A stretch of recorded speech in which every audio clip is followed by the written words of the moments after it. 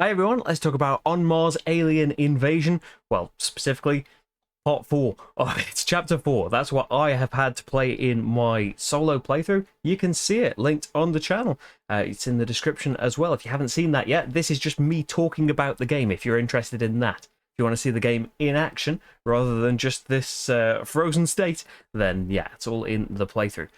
So, as I said, I've just got the solo scenario of this. I haven't got the other co-op things, but yeah, I could be excited about all of that. So, On Mars, I really love Vital Lacerda games, and if you watch my original playthrough and first impressions, this is, for me anyway, by far the heaviest, the most complex of his games, to the point where, I understood the rules, but never felt like I kind of got a handle on whether I was doing well or how to beat the boss and stuff, because it was a solo playthrough in the original one that I did as well.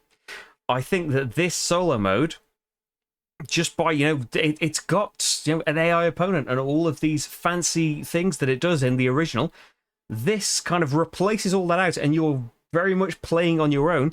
I prefer this far more. And I think that's maybe because the game has so much going on, and you're trying to wrap your head around how it all works and how you can be the most effective at it, that doing the upkeep, however minimal, for a bot and trying to work out what they're going to do and how to outplay them and all of that stuff, it was just too much for me anyway.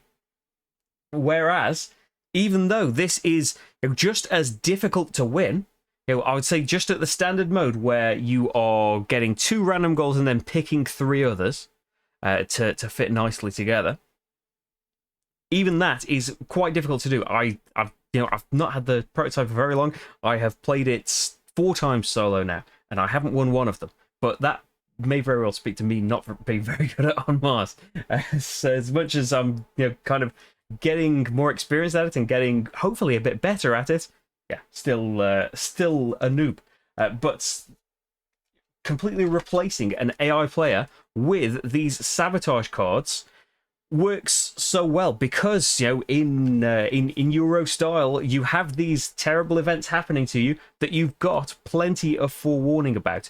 Maybe you're going to get unlucky and the worst event possible for you is going to come out, and then 2 more cards of that letter will come out, which means the next invasion, the next sabotage phase, it's going to tick to that alien symbol, and it's all going to go wrong for you. Even so, you've had a bit of time to prepare for that. Even the unluckiest draws in this, you have still kind of been warned of it. A point in the playthrough where I was going to lose my only bot because I hadn't done any shuttles or anything to get towards that. Yeah, I knew it was happening, and so knew, okay, I need to get the resources now then on this turn so that I can do a shuttle next turn and get my bot back, because if you haven't got a bot, you can't build, you can't upgrade, you can't do anything.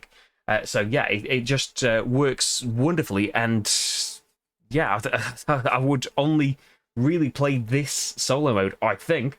I think it's just, yeah, it's so much smoother while still being just as challenging, and you can up that challenge by making more of these goals random, so that there is more chance of them being diverse goals that you will have to kind of be zipping all over the place for. You will have to make all of those. You've essentially got 15 actions in the entire game, which is nothing.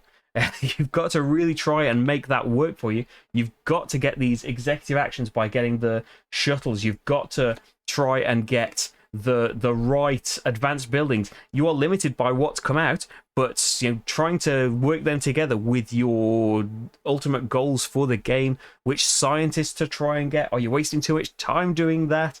Just kind of analysing what I did wrong in my game now, although I'm sure the comments will let me know eventually that why did you waste all of these turns doing this thing that got you nowhere? It seemed like a good idea at the time. But yeah, so I haven't got the other things, but I am really looking forward to as well the other co-op modes for the game. There are 2 co-op modules for it, which I would really like to play. I don't know, they could be played solo, of course, as well, I imagine.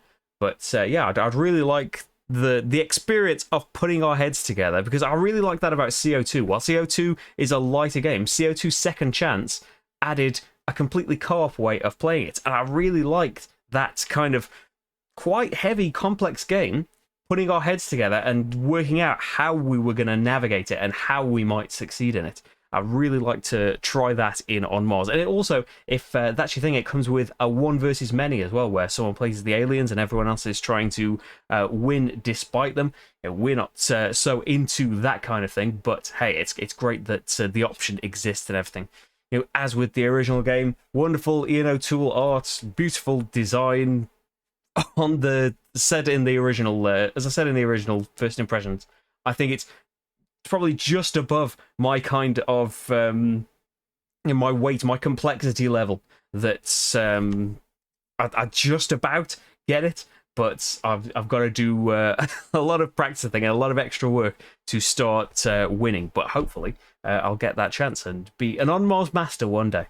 The playthrough is there, though. Hopefully you will get an idea of whether or not you would like this solo mode, whether or not you have played On Mars before. Hopefully I go through it all well enough. Thank you very much for watching this, though. There are loads of, you can't see these, but I'm pointing at all of my other Vital Lacerda games that I've done solo playthroughs of, almost all of them, on the channel as well, and there will be more in the future, I hope. Escape Plan is just missing. I did a playthrough when it was originally on Kickstarter, but I've never done a solo playthrough for the final version. That completes the set, I think, and then Weather Machine one day. Oh, so exciting. Anyway, I'm going to leave you now with all of these videos and things. Thank you very much for watching, and I'll see you for the next game. Bye, everyone.